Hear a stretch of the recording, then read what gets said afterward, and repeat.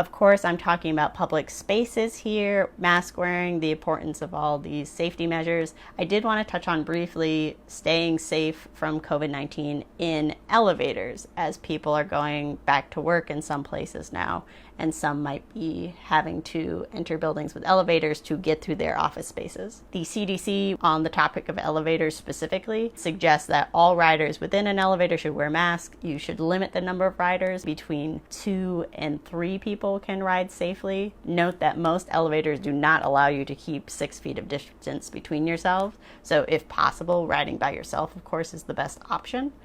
But in crowded buildings, especially like our usual office space in Manhattan, that's simply not possible most of the time. So just limiting the number of people within elevators, marking pads on the floor to guide people in and out more safely so they don't have to come in contact with so many people, and posting signs to remind everyone not to speak in the elevator if you do not absolutely have to.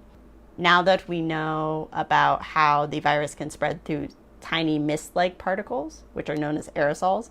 These particles can be produced when someone speaks, when they sing, when they shout, not just when you cough and spray visible particles out of your mouth.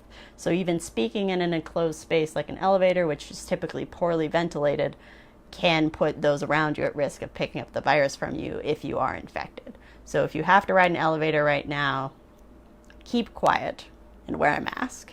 And if you can point your face towards the corner of the elevator as well.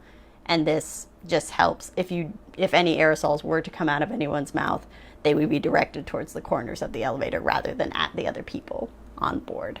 There is some question as of now as to whether getting on the elevator after an infected person could pose any risk. At this point, there's no direct evidence of that.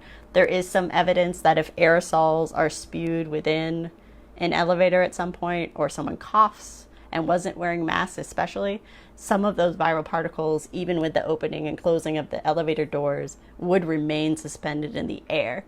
The question is, how many of those particles would someone then have to inhale to actually become infected? And that's a huge question we don't know the answer to. So likely riding by yourself, even if it's right after an infected person, is fairly low risk as far as we know.